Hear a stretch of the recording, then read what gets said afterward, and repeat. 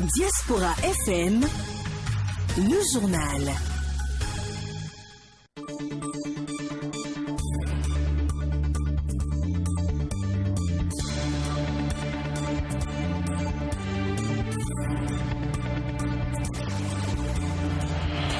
Mardi 17 août 2021, c'est l'heure de la grande édition du journal Parler. Mesdames et messieurs, bonjour, voici le sommet de ce journal. Le virus Ebola est présent encore en Afrique de l'Ouest. Le ministre de la Santé prévient et prend des dispositions au Bénin. Vous l'entendrez au cours de cette édition. Libre de ses mouvements depuis son retour au pays, Bertin Kovi ne sera pas condamné dans le dossier incitation à la haine et à la violence. Il a bénéficié d'une ordonnance de non-lieu de la justice béninoise. L'invité de cette édition s'est prononcé sur cette décision.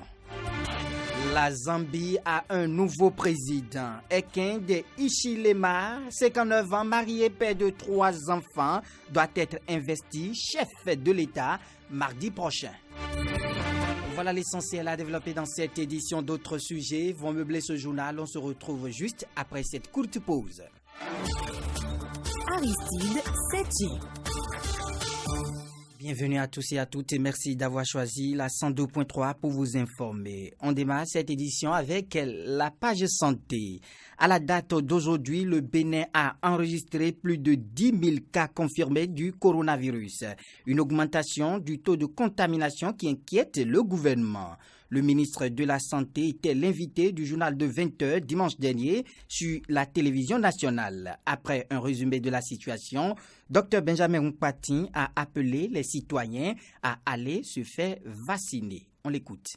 La situation, effectivement, est assez préoccupante. Nous avons constaté depuis quelques semaines qu'il y a commencé à avoir une augmentation du nombre de cas. D'une centaine de cas par semaine, il y a à peine 2 mois. Nous sommes passés là actuellement à plus d'1 millier de cas. Aujourd'hui, nous sommes à plus de 10 000 cas déjà. Au niveau des centres de prise en charge, j'étais à Alada hier et cette journée, la situation est assez tendue parce que le nombre de cas graves augmente d'heure en heure. Des sujets jeunes, a priori sans antécédent. La quasi-totalité des cas graves que nous enregistrons sur les sites de prise en charge sont des sujets non vaccinés. J'ai pu échanger avec ceux qui pouvaient échanger avec moi et qui étaient dans un état un peu plus amélioré et qui ont regretté amèrement de n'avoir pas pu poser ce geste-là de la vaccination. Parce qu'ils se sont rendus compte que c'est ce qui les a entraînés là. C'est à la limite une aberration.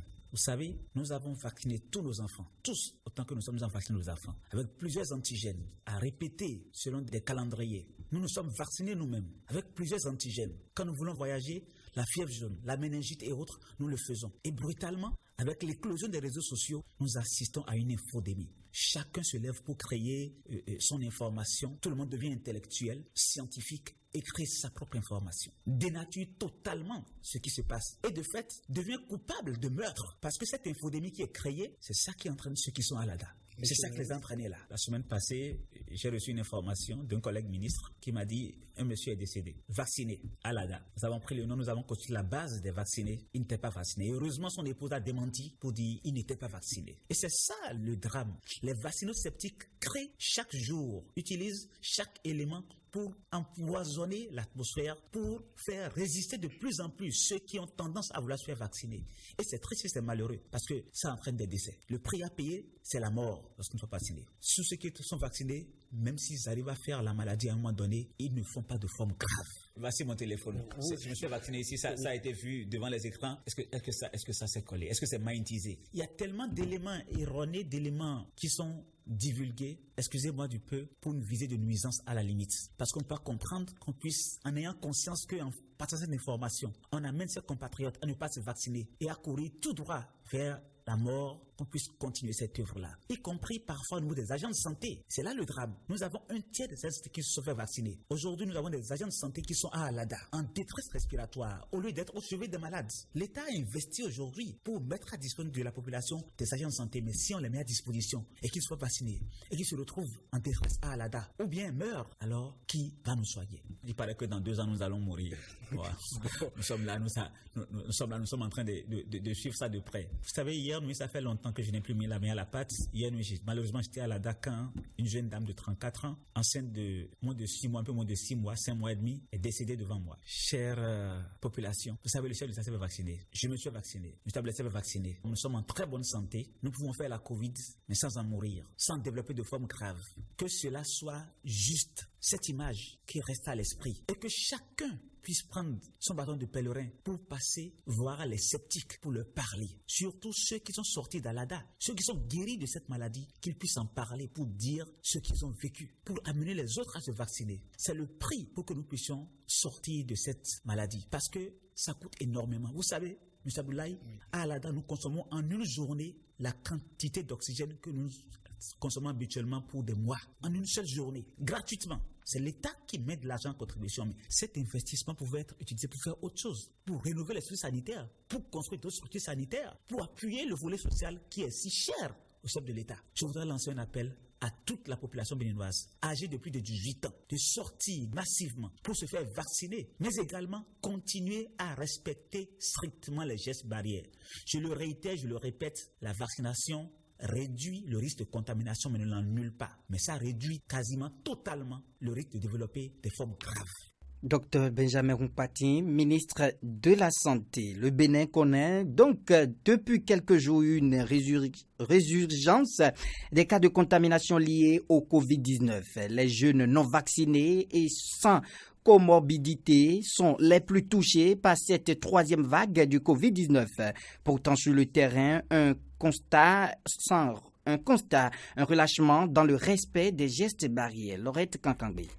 Dans le but de contenir la crise sanitaire relative au coronavirus, le gouvernement béninois a pris une série de dispositions. Entre autres mesures de lutte contre la propagation de la Covid-19, les gestes barrières obligatoires rappelés à longueur de journée sur les médias et différents canaux de communication sur tout le territoire national. Mais après quelques mois d'application des mesures et barrières pour lutter contre la Covid-19 au Bénin, on observe un relâchement dans certaines villes.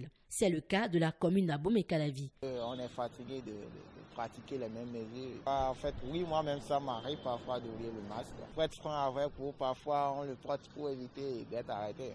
Pour certains citoyens rencontrés, les gestes barrières sont difficiles à respecter. C'est une période un peu compliquée pour tout le monde. Le port du masque, les gestes barrières et puis laver les mains à chaque fois, c'est pas dans nos habitudes. Donc il arrive des fois qu'avant de sortir de la maison, on oublie le masque, on est obligé de prendre ça au bord de la... C'est un peu compliqué, je n'arrive pas à respecter ça tous les jours. Différents arguments justifient ce non-respect des gestes barrières. Au marché d'Akasato, certaines vendeuses se disent fatiguées du port des masques. Moi ici, je ne crois pas que la maladie existe.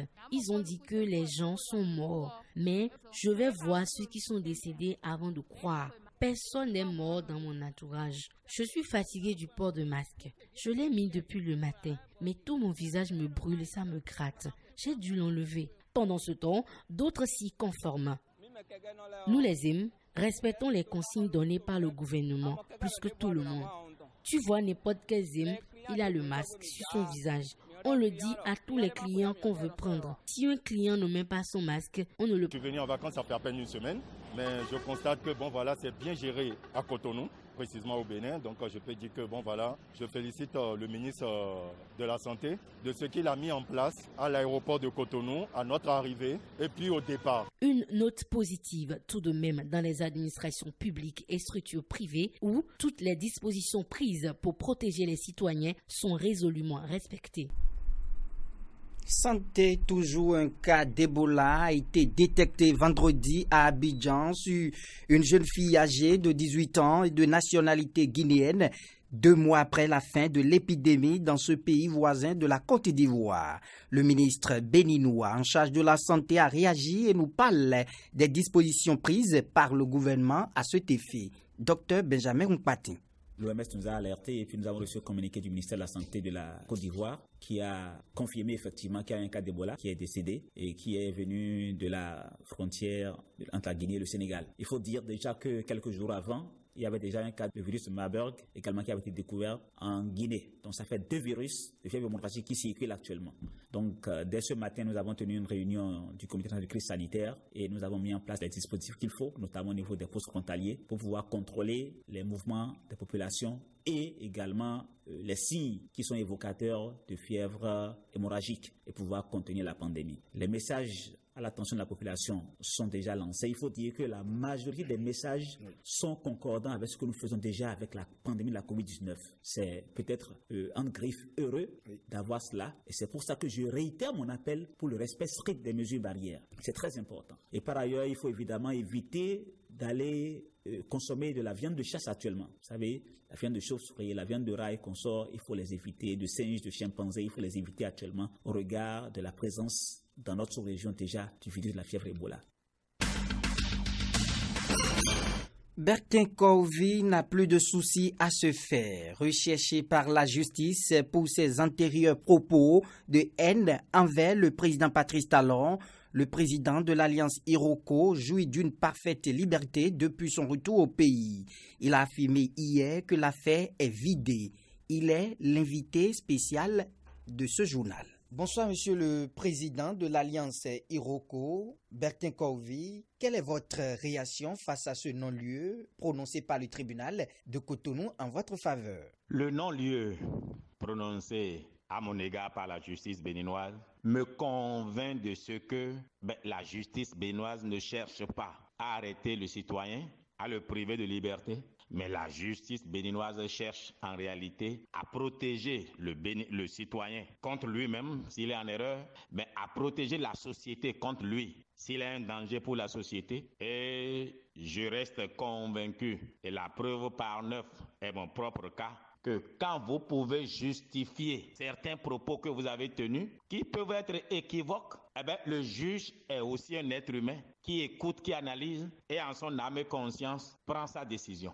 J'ai été écouté par 3 fois par la justice béninoise et voilà, mettant les uns après les autres mes audios, j'en ai fait au moins 3000, le juge a estimé qu'il n'y avait pas matière à me mettre en prison parce que on aurait dit que j'incitais à la violence. Je crois que personne n'a plus appelé à la paix et à l'apaisement plus que moi, Bertin Kovi. Donc certainement que tout ceci a joué dans la décision du juge. Et puis, l'organisme qui m'accusait d'appeler à la violence et à la haine n'a jamais produit un début de preuve dans sa dénonciation à la justice. Voilà, je suis tranquille, je suis heureux et je félicite la justice béninoise pour son travail. Merci beaucoup, Monsieur le Président. Dites-nous les impacts de ces 2 décisions de Malabo et de Cotonou, bien entendu, sur votre vie politique et sociale. Vous me demandez l'impact de ces 2 décisions, celle de Malabo et de Cotonou, sur ma vie politique. Bon, ma vie politique, l'histoire se chargera de ce qu'elle sera, parce que si la vie politique pour vous, c'est être nommé ou bien être président, être ministre, être député, je ne vois pas la politique ainsi. Même prendre parole sur votre radio est déjà fait de la politique. Je donne mon avis, je parle au peuple. Je voudrais ici, puisque vous voulez que je parle politique, appeler le peuple béninois à préserver l'essentiel, la paix. Nous n'avons pas de pays. Les Ivoiriens sont devenus fous, ont engendré 3000 morts. À la fin, Gbagbo est innocent, Ouattara est innocent. Bon, alors qui a tué les 3000 morts? Vous savez, l'extrémisme peut tuer, et tue d'ailleurs. J'appelle tout le monde au calme, et si quelqu'un est innocent, les juges vont démêler la bonne graine de l'ivraie. C'est moi, Kovi. Après tout ce que j'ai vécu, après que la Guinée équatoriale mais blanchi, libéré, faute de preuves, après que la justice béninoise aussi ait prononcé un non-lieu, parce que la situation, en fait, n'était pas réellement claire. Ceux qui sont innocents parmi la multitude arrêtés seront libérés et ceux qui ne le sont pas seront peut-être condamnés par la justice. Mais cette situation me redonne encore confiance en notre justice. Et j'appelle les Béninois à faire confiance en leur justice. Je profite de l'occasion pour saluer vos auditeurs et leur dire que chacun invite son fils à la tempérance et à comprendre que la République est plus forte que nous tous et que si nous attaquons la République, elle n'aura pas le choix que de se défendre à notre dépens. Merci. Monsieur Bertin Corvi, merci. La voie Carrefour-Kpota-Kokokodji n'a pas encore été officiellement livrée, mais déjà des cas d'accidents sur cet axe s'enchaînent. La cause principale, l'excès de vitesse. Suivez ici le reportage de Aimé Juste Defodji. Damas Kakpo, enseignant de Kari, aux environs de 18h, quand hier, comme de coutume, rentrait chez lui après le boulot aux environs de 18h, quand un taxi-moto roulant à vive allure est entré en collision avec lui au niveau du carrefour à Itchédji. En tournant, il y a un semi-zaman qui roulait sans contrôle. Il est venu me coller, me casser mes plastiques et puis même mon phare. Un cas d'accident parmi la pléthore enregistré au quotidien sur ce tronçon Kalabi-Kpota-Kokokodji qui bénéficie encore des travaux de finition. Triste réalité qui a pour origine l'essai de vitesse pratiqué par les usagers. Il y a tellement d'essais de vitesse tous les jours et toutes les heures. Et ça crée même des accidents et il y a des morts. Et dans la soirée où il y a de l'embouteillage, où les gens devaient normalement conduire avec l'intelligence et aller avec la bonne vitesse, certains filent parce qu'ils sont très pressés pour rentrer chez eux à domicile. Confrontés aux conséquences de l'excès de vitesse, les riverains de ce tronçon Kalabi-Kpota-Kokokodji invitent à une prise de conscience. C'est vrai, les routes sont bonnes, il faut circuler sans souci, mais il faudra qu'on maîtrise la vitesse. Lorsqu'il y a excès de vitesse, ça nous conduit toujours à des accidents. Il faut que la population aussi prenne conscience et de rouler doucement. Excès de vitesse n'est pas une bonne éducation. Il s'agit de rouler doucement pour qu'ils roulent dans les normes. La prudence est mère de sûreté et rien ne vaut la vie humaine. Les automobilistes et motocyclistes doivent donc respecter le code de la route en évitant l'excès de vitesse qui reste une infraction punie par la loi en République du Bénin. Le président du Conseil économique et social, CES, a reçu en audience hier le président de l'ONG Cap Équilibre, l'ONG organisatrice du concours national de dictée dénommé la dictée du président. Fadel Kabassi est allé rendre compte au président Augustin Gbian du CES du déroulement de la finale de la deuxième édition du dit concours tenue samedi dernier. Suivez un extrait des propos de Fadel Kabassi à sa sortie d'audience. Il a été question de faire un point au président que avant la finale qui a eu lieu le samedi 14 août dernier, nous étions venus présenter le concept au président, recueillir son adhésion pour qu'il puisse recevoir les enfants et leur expliquer en quoi consiste le travail qui se fait au Conseil économique et social. Le président les a reçus, il les a encouragés. Puisque c'était avant la finale, il est de bon ton qu'après cette finale-là, que nous revenions faire un compte-rendu au président sur ce qui s'est passé, comment ça s'est passé, quels ont été les résultats de cette grande finale. Et c'est de ça qu'il a été question. Le président nous a écoutés. Il était très heureux, encore plus heureux que la première fois que nous sommes venus le voir. Il nous a félicités, il nous a encouragés et il a insisté sur le fait que nous ne devons jamais arrêter. Je voudrais remercier le président du Conseil économique et social pour son ouverture d'esprit, ses encouragements, ses conseils. Et il n'a pas manqué de nous dire que nous avons son soutien indéfectible. Donc je tiens vraiment à le remercier pour ça. Il nous a parlé en père et en grand-père de ces petits-enfants-là qu'il a reçus et qui l'ont émerveillé. Le président du Conseil économique et social, Augustin Gbian, a également reçu en audience hier une délégation de l'ONG Force Royale pour la réconciliation en Afrique Fora. La délégation est allée présenter la structure au président du CES. Il ressort de leur présentation que l'ONG travaille pour l'édification de la paix et une réconciliation des peuples. La délégation a émis le vœu de bénéficier du soutien et de l'accompagnement de l'institution. À la fin de l'audience, le président a reçu quelques documents et actes de l'ONG, à savoir leurs déclarations, leurs projets et leurs priorités. Le chargé de communication et porte-parole de l'organisation, Akadius Akotchekbo, s'est confié à la presse.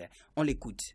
Or, nous avons eu à statuer sur le fonctionnement de la FORA. Et quand on dit fonctionnement, nous nous basons beaucoup plus sur la paix et la réconciliation. Il fut un moment, pour ne pas dire dans un passé récent, nous avons traversé des périodes liées aux élections qui ont laissé parfois des traces négatives, j'allais dire. Ça fait qu'aujourd'hui, il y a de ces poches de résistance qui sont focalisées dans certaines régions. Et il faut qu'on en arrive à trouver une solution pour que désormais les choses redémarrent de la plus belle des manières. Donc on est venu voir le président pour lui dire les efforts que nous fournissons dans ce sens, pour que désormais le peuple béninois soit réuni dans la cohésion. Grande a été également notre satisfaction d'entendre le président pour le fait que ce dernier a voulu désormais on soit ensemble pour fédérer nos efforts. La Fondation Œcuménique pour la paix en Afrique, FOPA, a organisé le week-end écoulé à Parakou et à Tchaourou des journées d'action de grâce et de prière pour la réconciliation et la promotion de la paix. Voici le compte rendu de Carole Olaye. La réconciliation à travers un dialogue franc en vue d'un pardon mutuel a réuni jeunes, chefs religieux, têtes couronnées, autorités politico-administratives et les membres de la Fondation œcuménique pour la paix en Afrique, FOPA, à Parakou. Une journée de prière et d'action de grâce qui fait suite aux violences qui ont émaillé les dernières joutes électorales au Bénin. À l'endroit des populations du Bénin en général, celles de la ville de Parakou et plus particulièrement les rois, nous vous disons merci pour votre veille permanente avant, pendant et après les élections. Ainsi, vous invitons à l'union, à l'unicité et au respect mutuel. Et enfin, vous demandons de prôner la paix par la fraternité islamo-judéo-chrétienne traditionnelle et politique autour de vous et avec les autres par le dialogue. Du nord au sud, nous sommes tous les enfants d'un même Bénin, unissons-nous. Partageant ce credo de la FOPA, Inoussa Tchabi Zimé, maire de la ville de Parakou, est reconnaissant pour le choix porté sur sa commune pour abriter cette initiative. Il invite donc le peuple béninois à la culture de la paix. S'il est vrai que le Bénin est un pays de paix, il n'en demeure pas moins que cette paix mérite d'être sauvegardée. C'est alors avec plaisir que, tout en vous remerciant pour l'étape de Parakou, je vous encourage à promouvoir la paix dans toutes les régions du Bénin. Après Parakou, la délégation de la Fondation Œcuménique pour la paix en Afrique a mis le cap sur Tchaourou, la ville la plus touchée par les heurts. Devant sages, têtes couronnées, fils et filles de la commune, Gilbert Daké Djokès, président de la FOPA, va rappeler l'importance de la tolérance et du vivre ensemble. Qu'est-ce que nous pouvons faire pour que les fils de Tchaourou, qui pensent que jamais à jamais, ils ne pourront plus rester ensemble pour même déjeuner et prendre même un petit verre ensemble. Comment nous allons faire pour que cette union-là reprenne? C'est dans cette optique que nous sommes là. Créée en 1991, la Fondation Œcuménique pour la paix en Afrique est une institution panafricaine de droit commun qui travaille à unifier toutes les religions du monde autour de l'idéal universel qu'est la paix. Les nouvelles africaines et internationales. Après les attaques du 8 août de plusieurs localités maliennes attribuées aux djihadistes vers la frontière avec le Niger qui ont fait 42 civils tués, on compte aujourd'hui de nombreux civils déplacés. Plus d'1 millier de personnes ont quitté le village pour se rendre dans un autre endroit tout proche de la frontière du Niger ou plus à l'intérieur du territoire malien. Des ONG se sont rendues sur place. Vacciner, tracer, voilà la mission qu'engagent les autorités sanitaires ivoiriennes face à la découverte d'un cas d'Ebola à Abidjan. Cela suscite de l'inquiétude, mais très vite, le ministère de la Santé a mis en place un plan d'action pour vacciner au plus vite les personnes et les personnels soignants qui s'occupent de la patiente. La Zambie a un nouveau président, Hakainde Ishilema, 59 ans, marié, près de 3 enfants, doit être investi chef de l'État mardi prochain, surnommé HH, ou encore Bali, l'opposant politique de toujours, a été très largement élu le 12 août dernier avec près d'1 million de voix d'avance et une forte participation sur le président sortant Edgar Lungu, selon la commission électorale.